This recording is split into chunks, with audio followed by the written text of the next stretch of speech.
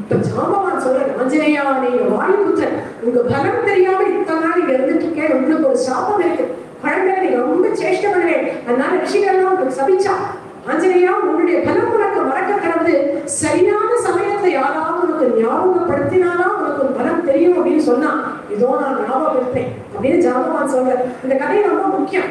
ஏன்னா ஹனுமன் சுக்ரீவனோட தானே இத்தனை நாள் இருந்திருக்கு. அவர் சக்தி தெரிஞ்சுட்டா வாலி அவரே அடிச்சிருப்பாரு. ஏன் அடிக்கல? அவருக்கு பலம் தெரியல. அதனால இங்க ஜாம்பவான் சொல்ற, உனக்கு வாலியுடைய வேகம் இருக்கு, பயணத்தை எப்பேற்பட்ட வேகத்தோட போவாரோ அந்த வேகம் உனக்கு இருக்கு. ஆஞ்சநேயா உன்னாலதான் இந்த முடியும், உங்களோட அப்பேற்பட்ட பராக்கிரமம், பலம், சௌரியம், வீரியம், விஜயம், சக்தி எல்லாம் உங்ககிட்ட இருக்கு. முக்கியமா ராமபக்தி எங்க எல்லாரும் காட்டும் உங்ககிட்டதான் ஆஞ்சநேயா நிறையா. நிச்சயம் அப்பேற்பட்ட ராமபக்தியே உன்னை தாண்ட வைக்கும் அப்படின்னு ஜாம்பவான் சொல்ல சொல்ல சொல்ல சொல்ல அப்படியே பெரிய ரூபம் எடுத்துக்கிறார் ஆஞ்சநேயர்.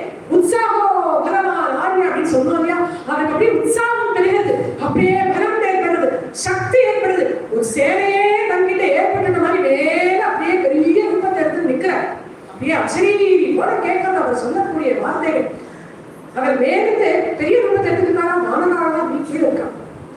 சாகரம் க்ஷோபயிஷ்யாமி தாரயிஷ்யாமி மேனினி பர்வதான் கம்பயிஷ்யாமி க்ளாவன ப்ளவங்கமாக.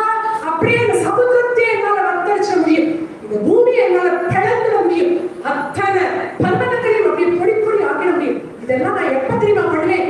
பறந்துட்டு இருக்கும் பொழுதே இந்த எல்லா காரியமும் என்னால பண்ண முடியும். மாருதஸ்ய சமோவேகே கருடஸ்ய சமோஜவே அயுக்தம் யோஜனானாத்து கவிஷ்யாமி தினேமதிம். 100 யோஜனை போகிறேன், 1000 யோஜனை விஸ்தீர்ணம் உள்ள சமுத்திரமா இருந்தாலும் என்னால கடந்து போக முடியும் அப்படிங்கிற தைரியம் இருக்கு. வாயு பகவானுடைய வேகம், தைரியத்தையுடைய மனோ வலிமை எல்லாம் என்கிட்ட இருக்கு, அவரே பராமரிக்கோ அப்படின்னு வானநாளுக்கு சொல்லிட்டு பூமியை பார்த்த தன்னுடைய வேகத்தை இந்த பூமி தாங்காத திடீர்னு பக்கத்துல